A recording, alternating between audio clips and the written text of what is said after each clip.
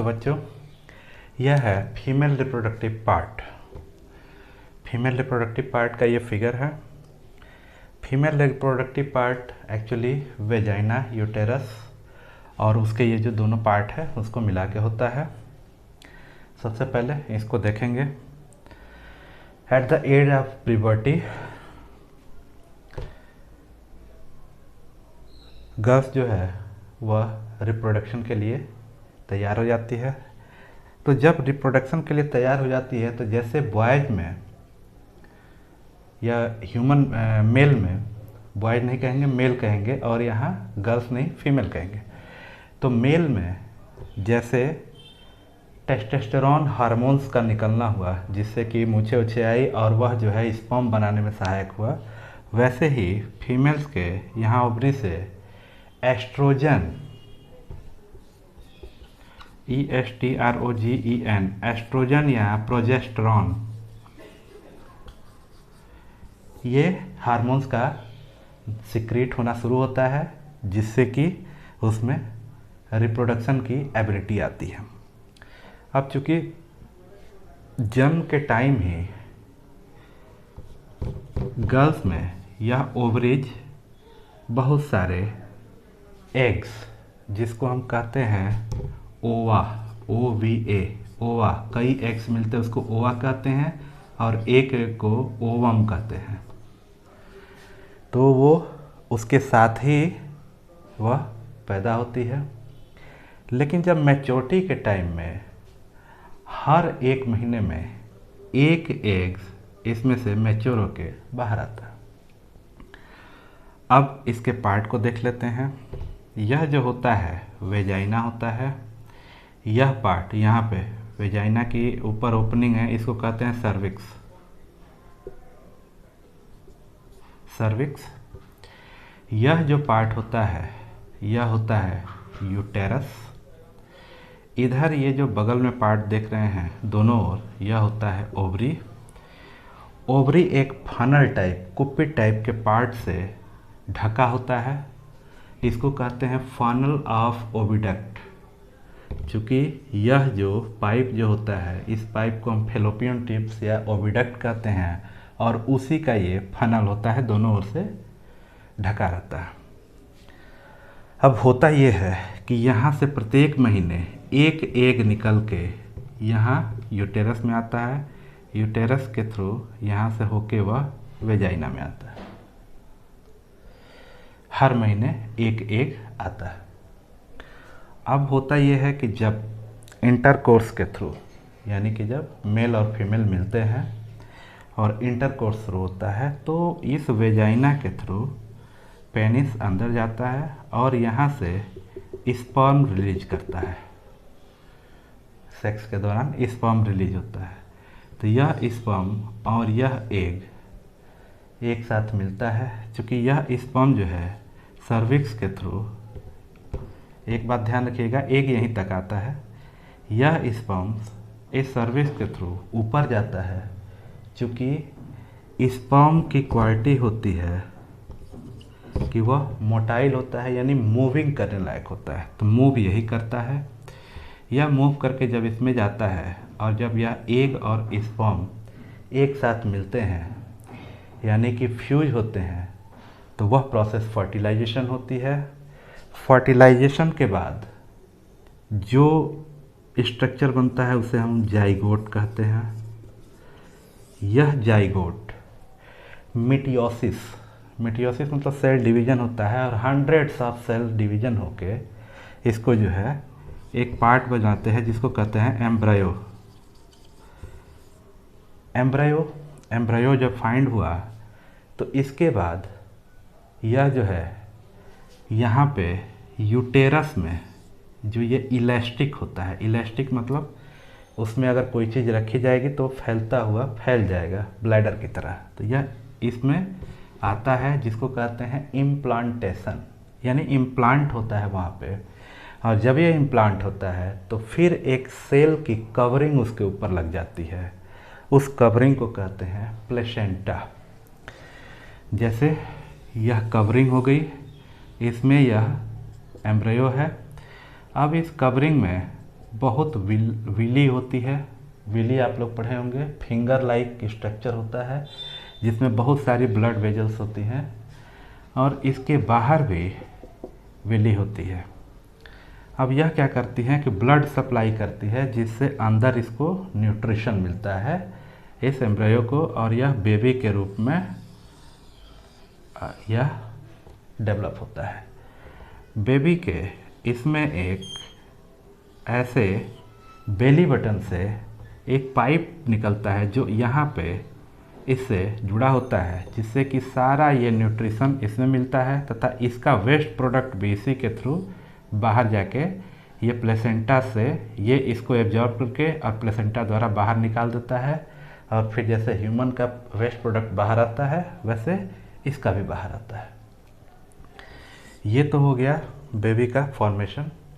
और चूँकि ये 38 वीक्स या फिर 9 मंथ्स इसका मैच्योरिटी रीजन होता टाइम होता है, उसके बाद यह धीरे धीरे रिदमिक प्रोसेस के थ्रू यहाँ से यह बाहर आता है। यहाँ पे एक चीज़ ध्यान देने वाली होती है कि फीमेल रिप्रोडक्टिव पार्ट जो है मेल की अपेक्षा बहुत ज़्यादा कॉम्प्लेक्स होता है। इसमें यूरिनल और यह जो है बेबी के बाहर आने का, ये दोनों रास्ता अलग अलग होता है। अब इसमें एक बात और ध्यान देने वाली होती है, क्योंकि अगर यह जो प्रत्येक महीने एक ओवम निकल के यहाँ आता है, अगर यहाँ पे इसको स्पर्म ना मिले, यानी कि वो फर्टिलाइजेशन ना हो, तब क्या होता है? तब होता ये है कि यहाँ से यह जो लाइनिंग होती है, यह लाइनिंग इसमें काफ़ी ब्लड वेजल्स आके मिलती जाती हैं। बहुत सारा ब्लड वेजल्स आता रहता है पूरे महीने के थ्रू, मतलब इसका स्ट्रक्चर बन जाता है, और यह बहुत ही दोनों ओर से मोटा हो जाता है।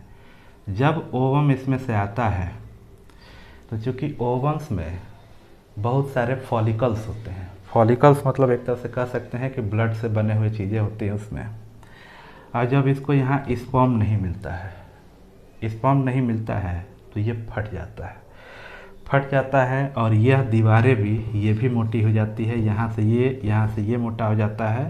तो यह जो है बहुत सारा ब्लड और क्लॉटिंग म्यूकस जो है, म्यूकस मिला हुआ ब्लड इसके बाहर आता है, और यह जो है महीने में एक बार होता है, इसलिए इसे कहते हैं मेंस्ट्रुअल साइकिल।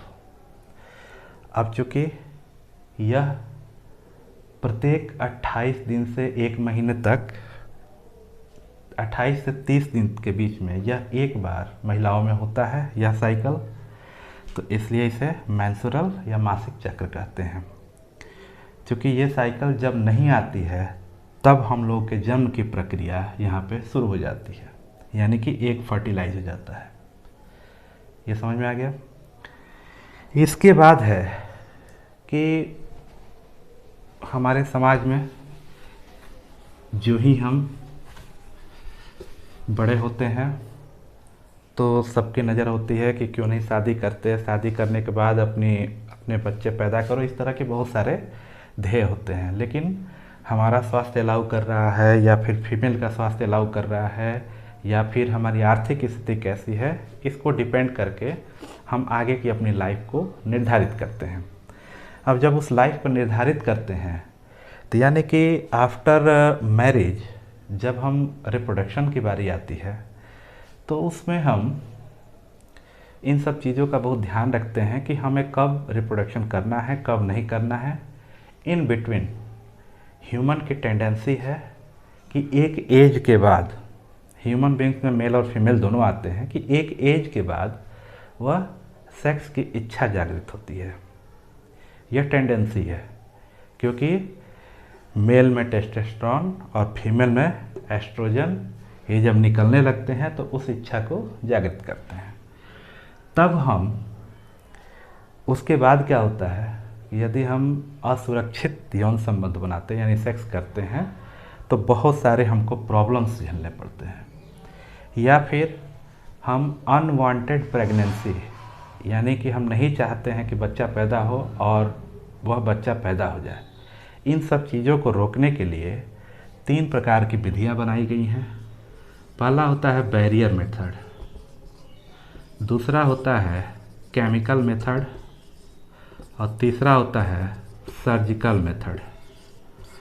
बैरियर मेथड यानी कि मेल या फीमेल कोई ऐसा काम करे कि उनका इस मेल का स्पर्म फीमेल के एग से कनेक्ट ही ना होने पाए, तो इसके लिए मेल कॉन्डोम का यूज करता है। कॉन्डोम एक प्लास्टिक की कवरिंग होती है जो पेनिस के ऊपर कवर किया जाता है, उसके बाद सेक्स किया जाता है। इसके बाद होता है केमिकल मेथड। केमिकल मेथड में होता है कि यह जो है फीमेल्स को गोली के रूप में या इंजेक्शन के रूप में दवाएं लेनी होती है और वह जो है प्रेगनेंसी को रोकती है, यानी कि एग को फर्टिलाइज नहीं होने देती है। लेकिन इसमें भी बहुत सारी प्रॉब्लम्स आती है कि हार्मोनल डिसबैलेंस होने लगता है, फीमेल हार्मोन्स को बहुत ज़्यादा नुकसान पहुंचाता है। जैसे इसमें जो पिल्स मतलब गोली होती है, गोली के रूप में जो महिलाएं यूज करती हैं, उसमें से फेमस है मालाडी। लेकिन यह बहुत ज़्यादा हार्मोन को डिसबैलेंस करती है, साइड इफ़ेक्ट बहुत ज़्यादा होते हैं, जिससे महिलाओं में चिड़चिड़ापन बढ़ जाता है। तीसरा होता है सर्जिकल मेथड। सर्जिकल मेथड में 2 प्रकार के मेथड होते हैं, यह दोनों मेल और फीमेल दोनों में लागू होते हैं। मेल में जहाँ पे स्पर्म इकट्ठा होता है जिसके थ्रू आता है, यानी कि वास्ट डिफरेंस सेमिनल वेसिकल, वहाँ पे उस पाइप को हम बंद कर देते हैं, वहाँ से स्पर्म आगे नहीं जाता और वह जो है फीमेल के एग से नहीं मिलता। या फिर फीमेल के फैलोपियन ट्यूब को, जो ये फैलोपियन ट्यूब आई रहती है दोनों ओर से, इस ट्यूब को ही बंद कर देते हैं यहाँ से, तो इसका एग जो है इसमें नहीं आने पाता, स्पर्म से नहीं मिलने पाता। इसको साधारण भाषा में हम नसबंदी बोलते हैं।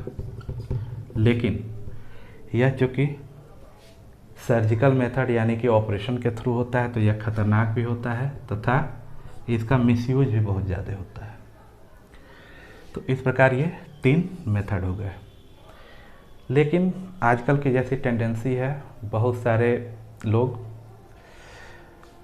सेक्सुअल रिलेशन को अनजाने अनचाहे तरीके से कर रहे हैं तथा जिसको नहीं एक दूसरे को जान समझ रहे हैं उसके साथ भी संबंध बना रहे हैं, तो उससे जो है एसटीडी बढ़ रहा है, यानी कि sexual transmitted disease.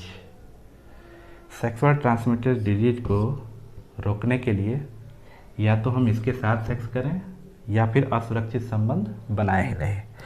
Sexual transmitted disease में 2 प्रकार के वायरस जिम्मेदार होता है। एक तो होता है गोनोरिया और दूसरा होता है सिफिलिस। यह दोनों ह्यूमन पेनिस में वायरस घर कर लेते हैं तथा उस पर घाव बना देते हैं, और अगर ये बहुत ज़्यादा दिनों तक बना रहा तो यह एड्स का कारण भी बन सकता है। तो इस प्रकार इस सेक्सुअल ट्रांसमिटेड डिजीज से बचने के लिए हमको ये यूज करना चाहिए तथा असुरक्षित यौन संबंधों को अवॉइड करना चाहिए। अब मेल जो होता है इसका स्पर्म बोला जाता है, या फिर ऐसी बॉडी स्ट्रक्चर भी है कि यह लाइफ टाइम बना रहता है। लेकिन फीमेल जो है बच्चे पैदा करने की स्थिति केवल 45 से 50 वर्ष तक की होती है। उसके बाद मेंस्ट्रुअल साइकिल बंद हो जाती है, जिसको मेनोपॉज बोलते हैं, और उसके बाद बच्चा पैदा नहीं कर सकती है। तो यह फीमेल रिप्रोडक्टिव पार्ट्स हुआ और उसके फंक्शन हुए तथा उसके बाद अपना सेक्सुअल हेल्थ हुआ। Thank you.